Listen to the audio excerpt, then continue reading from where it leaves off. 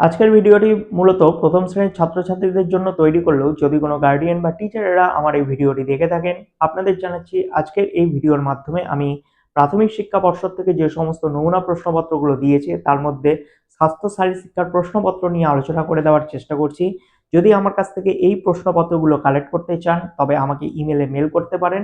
আমি সেটা পিডিএফ আকারে পাঠিয়ে দিব, তারপর সেটা প্রিন্ট আউট করে আপনাদের ছেলেমেয়ে বা ছাত্রছাত্রীদের দিয়ে সেটি প্র্যাকটিস করাতে পারেন।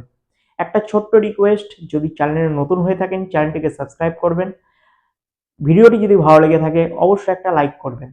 কেমন টাইপের প্রশ্নপত্র হতে চলেছে একটু আইডিয়া নেওয়া যাক। Class 1 first unit test 2026। আজকের এই ভিডিওতে তোমাদের স্বাস্থ্য শারীরশিক্ষা প্রশ্নপত্র নিয়ে আলোচনা করছি। তোমাদের এই পরীক্ষাটি 10 নম্বরের হবে, সময় থাকবে 20 মিনিট। এখানে নিজেদের নাম, বিদ্যালয়ের নাম আর নিজেদের রোল নাম্বারটি লিখে দাও। দেখো, তোমাদের 1 নাম্বার কোশ্চেন দিয়েছে নিচের থেকে শব্দ বেছে নিয়ে শূন্যস্থান পূরণ করো। তাহলে 1-এর ক, হাত ধোয়ার 5টি পর্যায়। খ নাম্বার, জাতীয় সঙ্গীতের রচয়িতা রবীন্দ্রনাথ ঠাকুর। গ নাম্বার, মুরগির মতো চলার সময় প্রথমে দু পায়ে ভর দিয়ে বসতে হবে। এরপর ঘ নাম্বার, মায়ের মাকে বলে দিদিমা। তারপর সঠিক উত্তরটিতে টিক চিহ্ন এবং ভুল উত্তরটির পাশে ক্রস চিহ্ন দাও। 2-এর ক, জাতীয় পতাকার 5টি রং আছে। এটা ভুল, সঠিক উত্তর হবে 3টি রং রয়েছে। খ দাগের প্রশ্ন, দৌড়ানোর নির্দেশ পেলে ছোটা পিছনের দিকে। এটা ভুল, সবসময় সামনের দিকে ছুটতে হয়।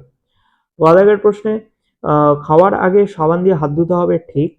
ঘ নাম্বার, ক্ষীণদৃষ্টি সম্পন্ন শিক্ষার্থীরা লাঠির সাহায্যে নিরাপদে হাঁটাচলা করতে পারে। এটাও হবে ঠিক। তারপর নিচের প্রশ্নগুলোর উত্তর লেখো। 3-এর ক, সাদা রং কিসের প্রতীক? সাদা রং হচ্ছে শান্তির প্রতীক। খ নাম্বার, বাবার থেকে যারা বড় তাদেরকে কি বলে? জ্যাঠা। গ দাগের প্রশ্ন, সিংহাসনে প্রথমে কিভাবে বসতে হবে? একটি হাঁটু মুড়ে বসতে হবে। ঘ নাম্বার, কখন পায়ের পাতা ভি আকৃতি করে সোজা হয়ে দাঁড়াতে হবে? পিটি করার শুরুতে। 15 নম্বর প্রশ্ন, সর্দার কি ধরনের খেলা? দলগত অনুকরণমূলক খেলা। তোমাদের লাস্ট কোশ্চেন 6 নাম্বার, কেমন ছাত্রছাত্রীদের দৌড়ানোর ক্ষেত্রে বাঁশির সংকেত ব্যবহার করতে হবে?